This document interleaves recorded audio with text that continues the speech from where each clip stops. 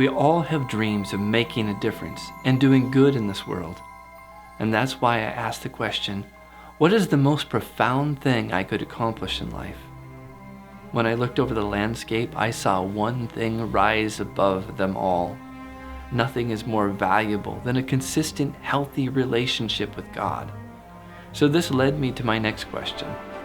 What could I do to empower others to have this relationship with God?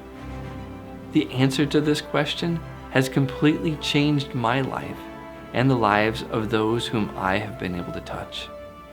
Back in 2015, I had been married for about 2 years, and we had our first child.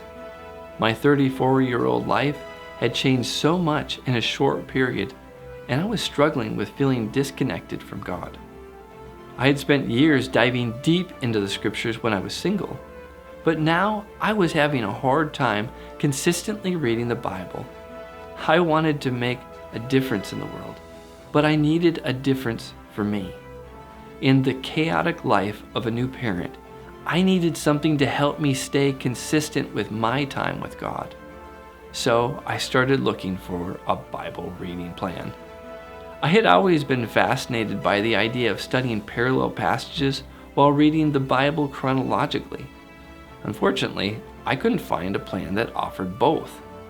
Determined to be able to read the Bible the way I wanted, I decided to create my own chronological, cross-reference Bible reading plan. It was no easy task, as it involved organizing numerous sections of scriptures and meticulously categorizing them. So many things came up to keep me from finishing, but after a year and a half of dedication, I finally had the Bible reading plan that aligned with my vision. Now I could read the Bible in chronological order while exploring the connections between the Old and New Testament. Before I could even read the plan, people around me started to get excited about using the plan themselves. After a conversation with my church's pastor, we created colorful booklets with the reading plan and prepared to have the whole church read the Bible together in small groups using the plan. We even made a simple app so people could read the plan without having to look up each passage. Just before we could get started, I was struck with a medical condition that had me in bed lying on my side for 6 weeks.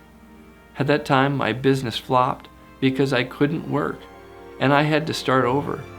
Trying to make a difference in the world can leave us knocked down, but when we fall down, we need to get back up. God turned that season around, and what came out of it was one of the most profitable seasons of my life. After finally beginning to read the Bible together as a church, my wife and I took on the task of creating questions to supplement the daily Bible reading. For 2 years, we diligently wrote nearly 4,000 open-ended questions, often writing them late in the evening or during our half-hour commute to and from church. Armed with this extensive collection, we proceeded to compile a comprehensive set of 4 study journals, each volume containing our thought-provoking questions and space for recording reflections on the daily reading.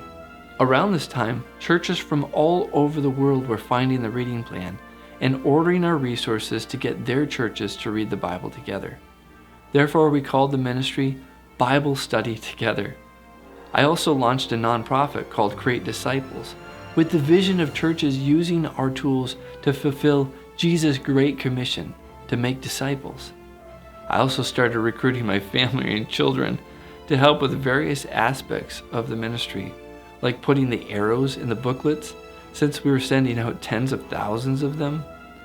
The goal of making a difference in the world was gaining clarity and becoming a vision. As we saw the ministry grow, the need for a more robust app became apparent, and I started rewriting the app. At this point, I had worked as a senior software engineer for several years, primarily doing outsourced and freelance work. I would get a job for a couple of months to a couple of years, and then everything would drop out when projects were finished. My wife and I decided to put all this in God's hands, and whenever work died off, I put all my effort into working on the Bible Study Together app. Again and again, God showed himself faithful to provide for us as I devoted more of my time to serving the growing Bible Study Together community. When it came to rewriting the app, I added more modern popular translations, videos, maps, and all the questions. Also, I added the ability to have groups within the app so that churches and Bible study members could easily answer questions and comment about the daily reading with each other. Lastly, I also added a full prayer suite, making it so groups could share prayer requests and individuals would have powerful tools to help them pray during their daily time with God. I even made a prayer assistant that helps people eliminate distraction so that they can stay focused while praying. All this was developed on my own time between the ebb and flow of paying work. As Bible Study Together has grown, so has its needs, and we have so much vision for how we can further expand the app and the ministry. Making a difference in the world is no longer a dream, but a reality, and we need your help. You can help by using our resources in your church and community. It is our goal to empower you to develop your personal relationship with God through Bible reading and prayer. However, we believe the most effective way to do this is in community with God's people. Therefore, all our tools are geared to be used with others. The other way you can help us is financially. It takes money to maintain the infrastructure of the app and time to manage all the orders for printed resources, not to mention the technical support for the app. Overall, there is so much more we want to do, and we can only accomplish so much on our own personal funding. We are asking you to partner with us in making a difference in the world. By using the tools and supporting this work, together we can fulfill the Great Commission of creating disciples.